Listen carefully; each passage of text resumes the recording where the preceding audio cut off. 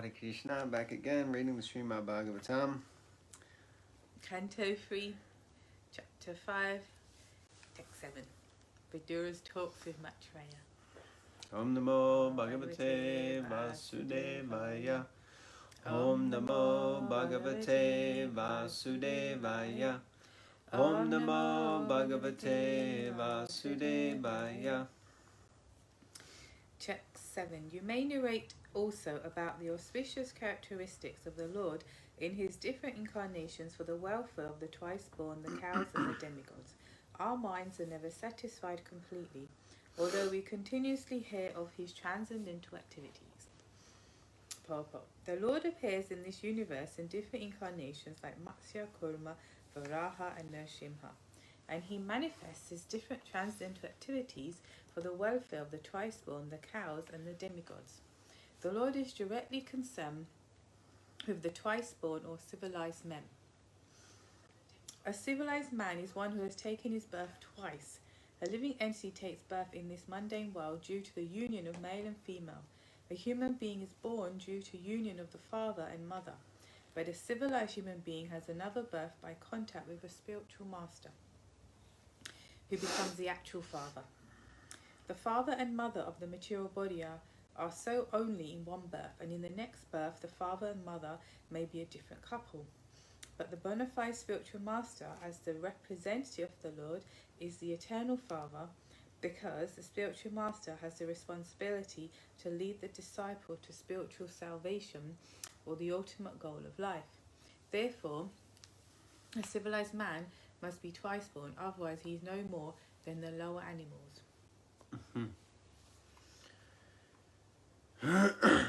So, remember this is, Vidura inquiring from Maitreya Muni. And Prabhupada makes some very bold statements there about different types of birth.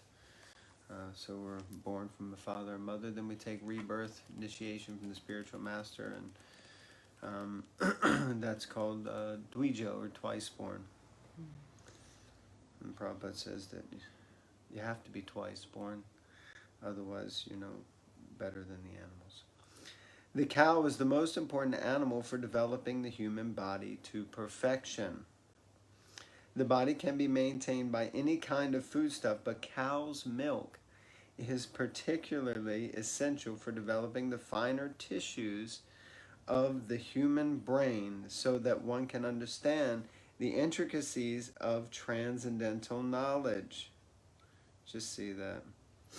Amazing, because we just visited the Ahimsa farm today, and here we see the glorification of cows.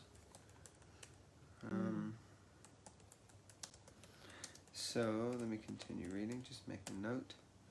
A civilized man is expected to live on foodstuff comprising fruits, vegetables, grains, sugar, and milk. Sugar. The bull helps in the agricultural process of producing grain, etc. And thus, in one sense, the bull is the father of humankind, whereas the cow is the mother. Interesting. For she supplies milk to human society. A civilized man is therefore expected to give all protection to cows, to bulls and cows. The demigods, or the living entities who live in the higher planets, are far superior to human beings. Since they have better arrangements for living conditions, they live far more luxuriously than human beings, yet they are all devotees of the Lord.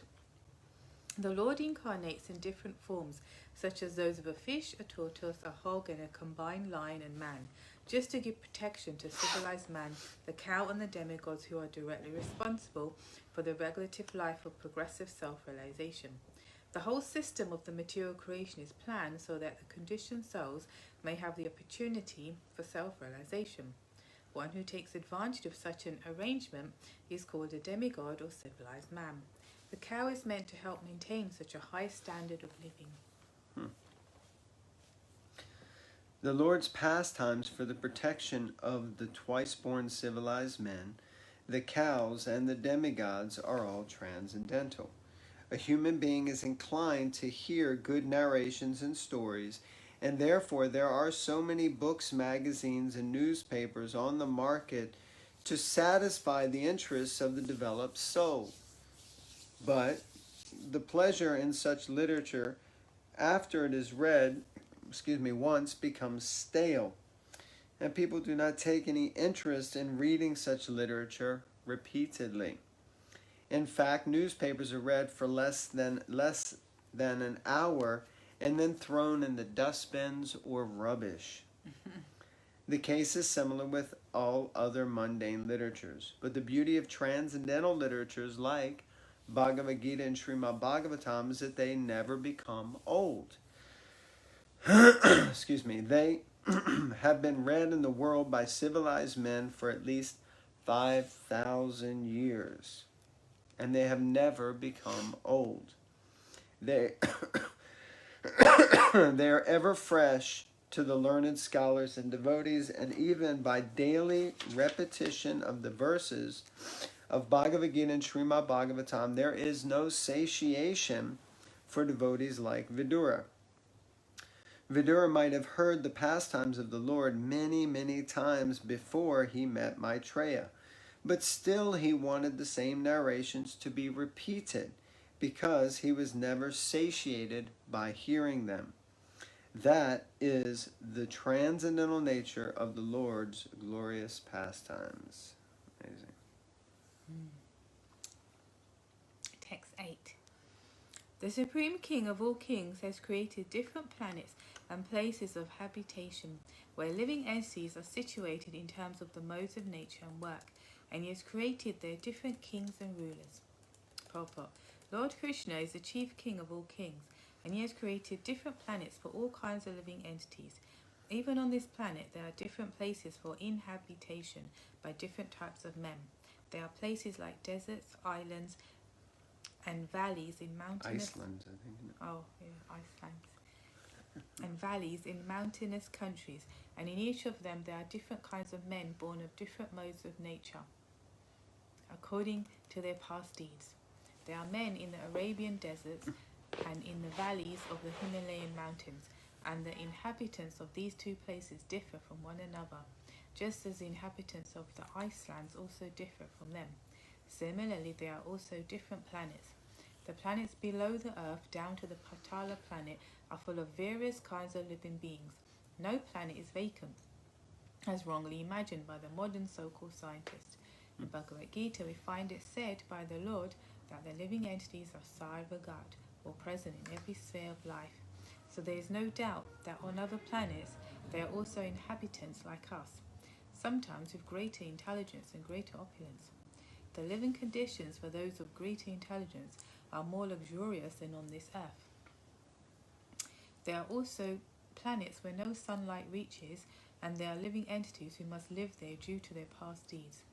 All such plans for living conditions are made by the Supreme Lord, and Vidura requested Maitreya to describe this for the sake of further enlightenment. Any thoughts? There's people everywhere.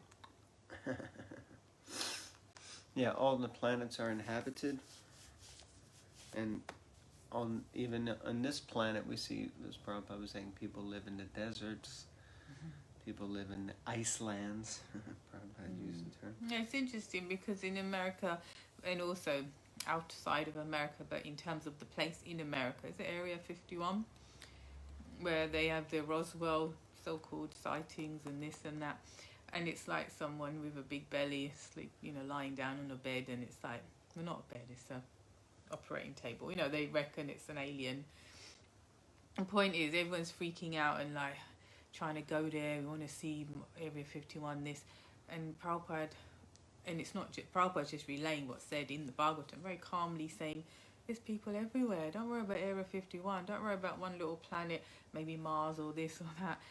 They're matter of fact saying there are numerous planets and they're all inhabited. So put that in your pipe and smoke it. It's like it's far out. And it was just like, we're just analysing a little puddle, but there's a whole Atlantic Ocean that you know nothing about. There you go. There you have it. pipe smokers out there. Okay, text 9. O chief amongst the Brahmanas, please also describe how Narayan, the creator of the universe, and the self-sufficient Lord has differently created the natures, activities, forms, features, and names of the different living creatures. Purport. Every living being is under the plan of his natural inclinations in terms of the modes of material nature. His work is manifested in terms of the nature of the three modes. His form and bodily features are designed according to his work, and his name is designated according to his bodily features. For example, the higher classes of men are white shukla, and the lower classes of men are black. This division of white and black is in terms of one's white and black duties of life. Pious acts lead one to take birth in a good and highly placed family, to become rich, to become learned, and to acquire beautiful bodily features. Impious acts lead one to become poor by parentage, to be always in want, to become a fool or illiterate, and to acquire ugly bodily features. Vidura requested Maitreya to explain these differences between all the living creatures made by Narayan, the Supreme Personality of Godhead. Any comments? Sure. Any pipes to smoke on this one? There you go. I think it's pretty important and quite valid that we understand that these are really some of the facts of life, basically, that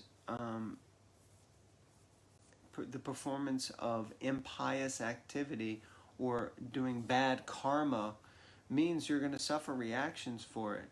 And if you do pious things, then that means that you'll get you'll get the reactions for that. So it's it's kind of black and white. And there's a lot of gray in between, whether we realize that we're maybe not getting such extreme reactions, either good or bad. But the fact of the matter remains that if you do good things, you get good reactions and good results, and if you do bad things, you get bad. Now, of course, who's judging? Ultimately, these things don't matter. They're external and material, and whomever, wherever, whenever, and whatever condition, if they can connect to Krishna, then they will transcend all of that and come to the spiritual platform, regardless of gender, age, country of birth, color of skin, religion, what have you. So in that sense, everyone's equal on the spiritual platform. But on the material platform, there are definitely lots of variations and variegations like that. Anyway, that's my PC commentary on that. Quite. Yeah, quite. All right, text Tim. Oh, our battery's low, so This might be the last one. we don't have enough pious phone credits, so. Pious phone credits about to run out. Go ahead. Oh my lord, I have repeatedly heard about these higher and lower statuses of human society from the mouth of Vyasadeva, and am quite satiated with all these lesser subject matters and their happiness. They have not satisfied me with the nectar of topics about Krishna. Prabhupada, because people are very much interested in hearing social and historical presentations, Srila Vyasadeva has compiled many books such as the Puranas and Mahabharata. These books are reading matter for the mass of people, and they were compiled with a view to reviving their God consciousness, now forgotten in the conditional life of material existence. The real purpose of such literatures is not so much to present topics of historical references, but to revive the people's sense of God consciousness. For example, Mahabharata is the history of the Battle of Kurukshetra, and common people read it because it is full of topics regarding the social, political, and economic problems of human society. But factually, the most important part of Mahabharata is Bhagavad Gita, which is automatically taught to readers along with the historical narrations of the Battle of Kurukshetra. Vidura explained to Maitreya his position of being fully satiated with the knowledge of the mundane social and political topics and having no more interest in them. He was anxious to hear transcendental topics regarding Lord Sri Krishna. Because there were insufficient topics directly concerning Krishna in the Puranas, Mahabharata, etc., he was not satisfied and wanted to know more about Krishna. Krishna Katha, or topics regarding Krishna, are transcendental, and there is no satiation to hearing such topics. Bhagavad Gita is important on account of its being Krishna Katha, or speeches delivered by Lord Krishna. The story of the Battle of Kurukshetra may be interesting for the mass of people, but to a person like Vidura, who is highly advanced in devotional service, only Krishna Katha and that which is dovetailed with Krishna Katha is interesting. Vidura wanted to hear of everything from Maitreya, and so he inquired from him. But he desired that all the topics be in relationship with Krishna. As fire is never satiated in its consumption of firewood, so a pure devotee of the Lord never hears enough about Krishna. Historical events and other narrations concerning social and political incidents all become transcendental as soon as they are in relationship with Krishna. That is the way to transform mundane things into spiritual identity. The whole world can be transformed into Vaikuntha if all worldly activities are dovetailed with Krishna Katha. There are two important Krishna Kathas current in the world, Bhagavad Gita and Srimad Bhagavatam. Bhagavad Gita is Krishna Katha because it is spoken by Krishna, whereas Srimad Bhagavatam is Krishna Katha because it narrates about Krishna. Lord Chaitanya advised all his disciples to preach Krishna Katha all over the world without discrimination, because the transcendental value of Krishna Katha can purify one and all from material contamination. Wow, powerful. Thoughts? Yes, good to read about Krishna and hear about Krishna. Nice. Yeah, I was just thinking how, obviously the Mahabharata, and it's saying the Mahabharata and the Puranas are more or less kind of mundane. But the Mahabharata is completely in relation to Krishna. Of course, I think as we were hearing the other day from Chaitanya Charan Prabhu, that of course you can look at it from simply an political perspective or historical perspective, or even a mundane morality perspective. But really, if we see it in relation to Krishna, then the whole Mahabharata is like that. And the Puranas also, in one sense, I guess you could argue. So, and I like this point that the whole world can be transformed into Vaikuntha if all worldly activities are dovetailed with Krishna Katha. So if we connect our activities with Krishna Katha specifically, it means if we connect it with Krishna, then our whole life can be like Vaikuntha. And what does Vaikuntha mean? Vaikuntha means? Free of anxieties. We're working on it. Okay. See y'all later now, you hear?